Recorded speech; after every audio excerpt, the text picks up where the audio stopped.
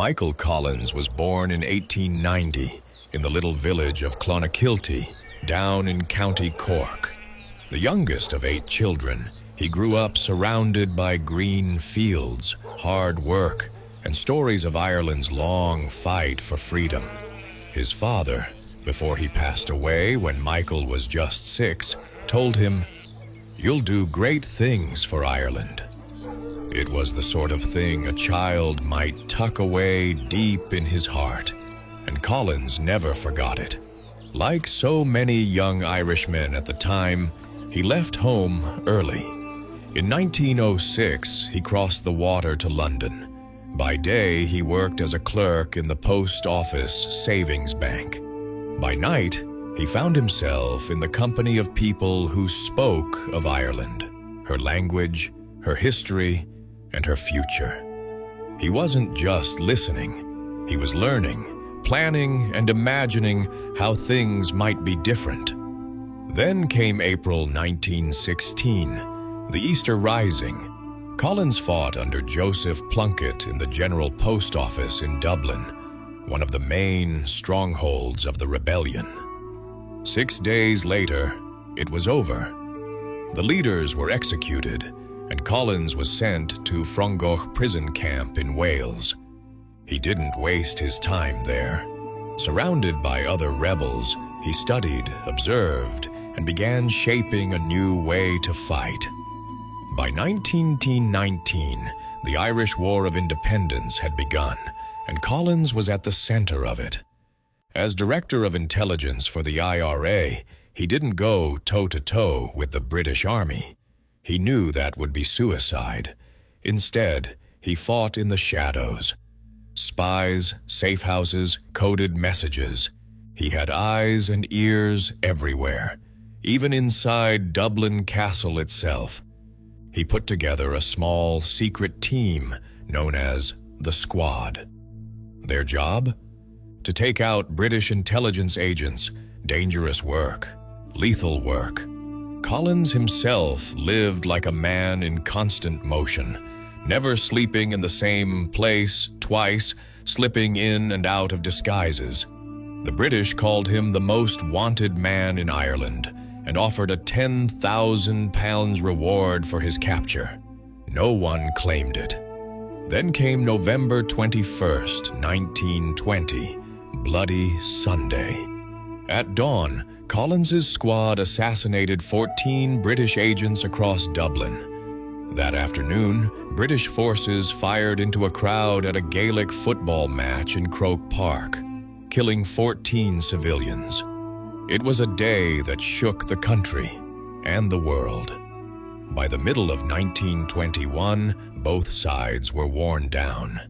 A truce was called, and Collins, though he preferred the field to the conference table, was sent to London as part of the negotiating team.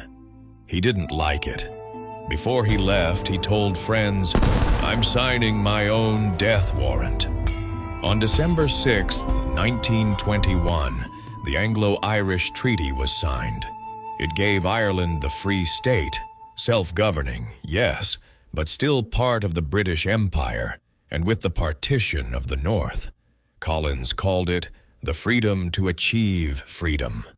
To him, it was a start, but for others, it was a betrayal of the republic they'd fought for.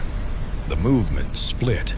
Collins became head of the provisional government, but many of his old comrades turned their guns on him. By June 1922, Ireland was in civil war. Irishmen fighting Irishmen. Collins still believed the wounds could be healed.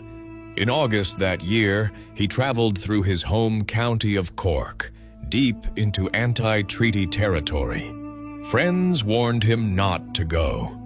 Collins waved them off.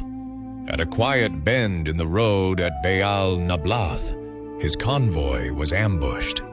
In the gunfire, a single bullet struck him in the head. Michael Collins died where he fell. He was just 31. His funeral in Dublin brought tens of thousands into the streets. Men, women, children. Farmers in from the fields, shopkeepers closing their doors, all came to say goodbye. Even some former enemies stood to pay their respects. Michael Collins's story is full of contrasts. The rebel who became a statesman, the fighter who sought peace. People still wonder what might have happened if he'd lived. Could he have ended the Civil War? Could he have united the country? We'll never know. But one thing is certain. Michael Collins left an indelible mark on Ireland. And more than 100 years on, the big fellow's shadow still falls long across the land he loved.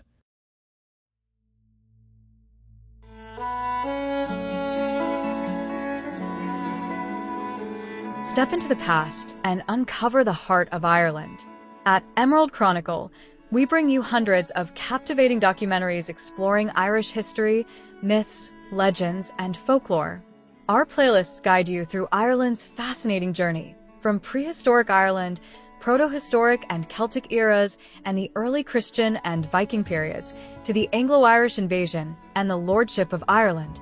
Delve deeper into the Tudor conquest and religious conflicts, the union with Great Britain and the Great Famine, the fight for independence and the divisions of the 20th century, and Ireland's evolution into the 21st century.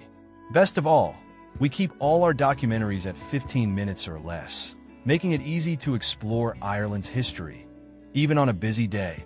Every time you watch, you're supporting the upkeep of our channel. And when you share Emerald Chronicle, you're helping to promote Irish history and culture worldwide. We kindly ask you to like and share, and subscribe to Emerald Chronicle now. Let's keep Ireland's stories alive together.